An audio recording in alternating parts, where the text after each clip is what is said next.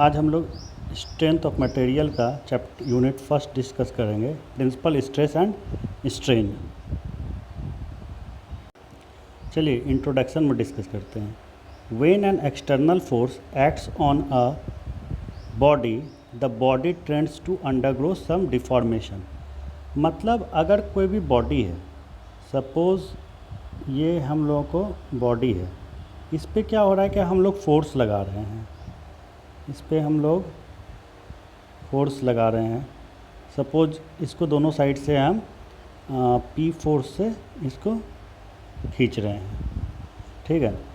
तो अब होता क्या है कि ये जो फोर्स लग रहा है इसके कारण क्या होता है कि बॉडी में जो है कुछ डिफॉर्मेशन होता है। डिफॉर्मेशन करने का ये मतलब हो गया कि बॉडी जो है कुछ इलोंगेट, या यहाँ पे इस कंडीशन में क्या होगा, थोड़ा सा ये इलोंगेट होगा, मतलब इसका थोड़ा सा साइज जो है हल्का सा इंक्रीज़ कर जाएगा, और उसके बाद जो इसका विड्थ है ये हल्का सा जो है डिक्रीज़ कर जाएगा। मतलब थोड़ा सा जैसे ये रबड़ होता है, रबड़ को खींच के देखेगा तो क्या होगा कि वो या फिर बैलून है, अगर उसको खींच के देखेगा तो क्या होगा, वो पूरा जो है आपको लंबा हो जाएगा फोर्स लगाने पे, ठीक है। तो ये क्या हो रहा है, उसमें डिफॉर्मेशन होता है, मतलब बॉडी का जो शेप है वो चेंज हो रहा है। आप देखिए, due to cohesion between the molecules the body resist deformation.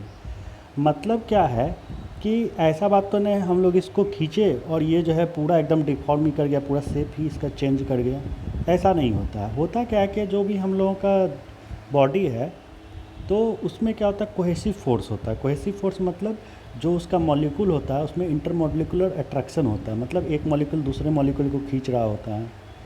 तो इसके कारण क्या होता है कि बॉडी जो है रेजिस्ट करता है, क्या नहीं हम जो है नहीं डिफॉर्म होंगे, हम अपना शेप चेंज नहीं करेंगे, कोशिश करते रहता है, मगर हल्का सा चेंज हो जाता है। जितना फोर्स लगाएंगे उसके अकॉर्डिंग चेंज हो जाएगा या फिर टूट जाएगा बॉडी। अब देखिए, this resistance by which material of the body opposes the deformation is known as strength of material. तो यही जो रेजिस्टेंस जो लगा रहा है, बॉडी रेजिस्टेंस करने का मतलब विरोध जो कर रहा है कि फोर्स जो है बॉडी को डिफॉर्म नहीं करे, तो इसी चीज़ को हम लोग क्या कहते हैं, स्ट्रेंथ ऑफ मटेरियल। मतलब क्या कि उस मटेरियल का कितना स्ट्रेंथ है, मतलब वो कितना जो है उसमें स्ट्रेंथ है, कितना वो सह सकता है बिना टूटे। अब देखिए, with in a certain limit, जिसको हम लोग कहते हैं इलास्टिक स्टेज, आगे पता चलेगा, the resistance offered by the material is proportional to the deformation brought out on the material by the external force. एक सर्टेन लिमिट तक, मतलब एक सर्टेन फोर्स तक अगर हम लोग इसको बॉडी को, जो भी बॉडी है अगर उसको हम खींचेंगे तो उसमें जो डिफॉर्मेशन होगा वो प्रोपोर्शनल होगा, किसके, ये जो फोर्स लग रहा है उसके प्रोपोर्शनल होगा। सपोज़ अगर ये पी फोर्स लग रहा है तो डिफॉर्मेशन जो होगा हम लोग का, ठीक है, डिफॉर्मेशन वो प्रोपोर्शनल रहेगा पी के, मतलब जितना ज़्यादा फोर्स लगते रहेगा उतना ज़्यादा वो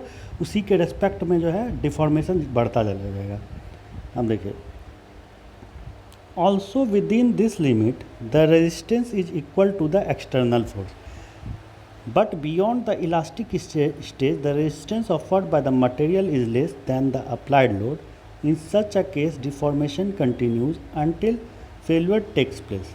अब क्या है कि इसी लिमिट में, मतलब एक जो लिमिट हम बताए कि इतना दूर तक के फोर्स पे जो हम लोग लगाएंगे तो डिफॉर्मेशन जो है फोर्स के हिसाब से होगा, ठीक है। डिफॉर्मेशन जो होगा वो क्या होगा, प्रोपोर्शनल रहेगा फोर्स के।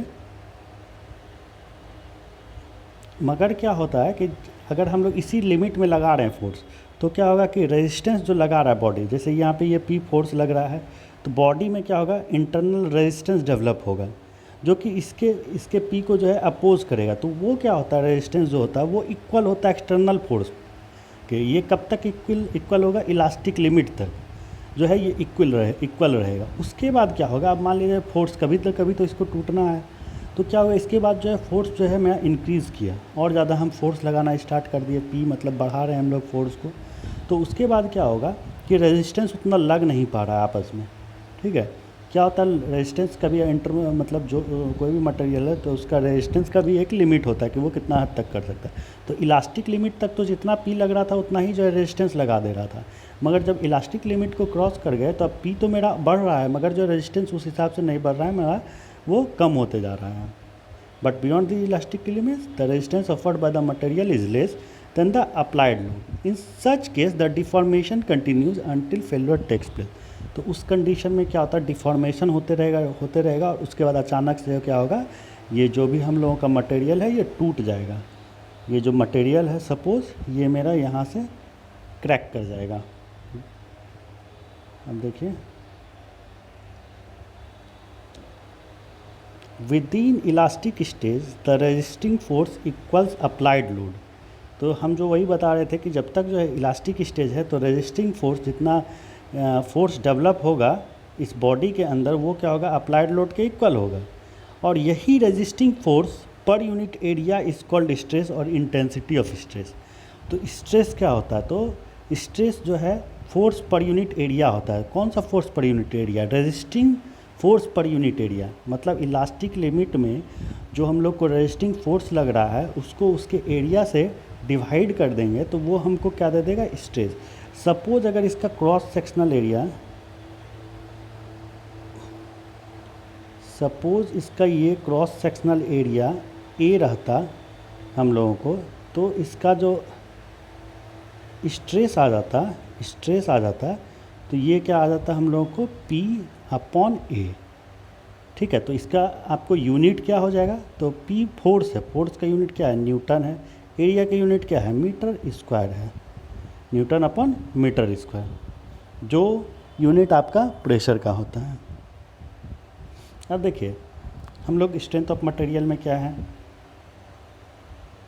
देखिए स्ट्रेंथ ऑफ मटेरियल का ब्रांच ऑफ मैकेनिक्स है जिसमें कि हम लोग डिफॉर्मेबल बॉडी के लिए पढ़ते हैं. मतलब ऐसा बॉडी नहीं कि हम लोग पानी या हवा के लिए पढ़ रहे हैं. पानी को क्या होगा, जैसे मारेंगे पूरा शेप चेंज कर जाएगा, उसमें जो है कुछ भी वो रेजिस्ट नहीं करेगा वो बॉडी. तो हम लोग उस चीज़ के लिए नहीं पढ़ेंगे. हम जो ये सोन को पढ़ रहे हैं डिफॉर्मेबल बॉडी के लिए पढ़ रहे हैं.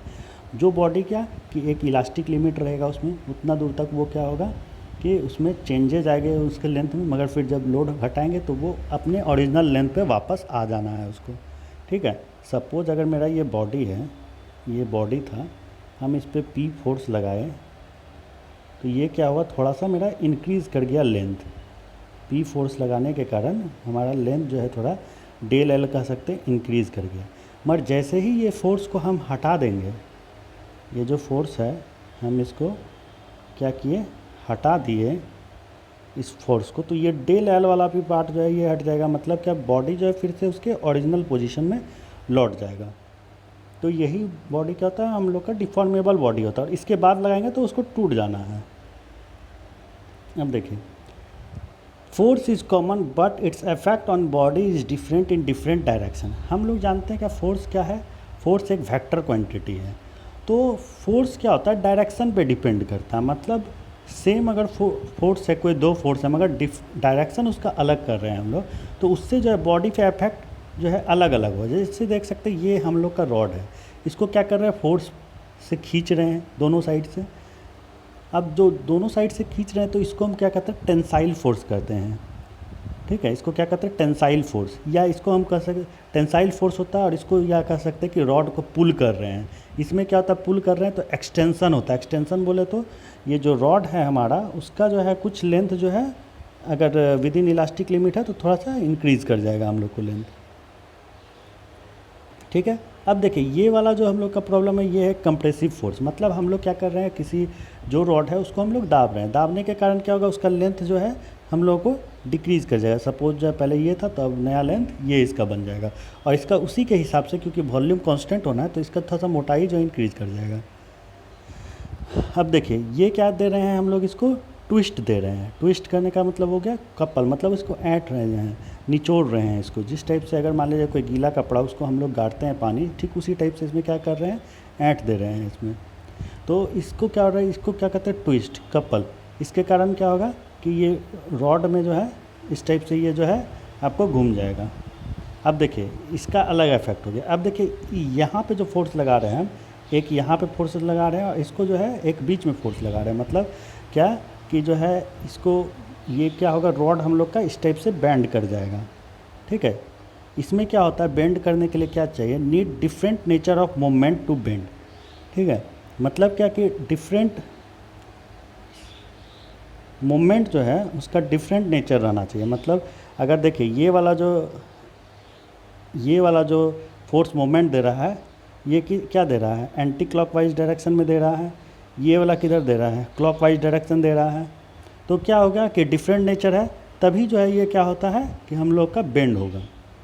अब देखिए ये जो फोर्स लगा रहे हैं यहाँ पे जो है ना, यहाँ तक फोर्स लगा रहे हैं ऊपर साइड, यहाँ तक लगा रहे हैं नीचे साइड, इसके कारण क्या हो जाएगा, ये ब्रेक कर जाएगा हम लोगों को। तो ये था कि हम लोग फोर्स देख रहे थे, क्या सेम फोर्स है मगर डिफरेंट डायरेक्शन पे अगर लग रहा है तो वो डिफरेंट चीज़ दे रहा था। इसमें क्या हो रहा था, टेंसाइल फोर्स हो रहा था, मतलब पुल हो जा रहा था, रॉड बढ़ जा रहा था। इसमें क्या हो रहा था कि रॉड का लेंथ घट रहा था, कंप्रेसिव फोर्स था। इसमें क्या हो रहा था, ट्विस्ट हो रहा था। इसमें क्या था कि रॉड हम लोग का बेंड हो गया। इसमें क्या था कि पूरा टूट ही गया रॉड। ठीक है, इस लेक्चर को यहीं पे अभी कंप्लीट करते हैं, नेक्स्ट लेक्चर में आगे पढ़ते हैं।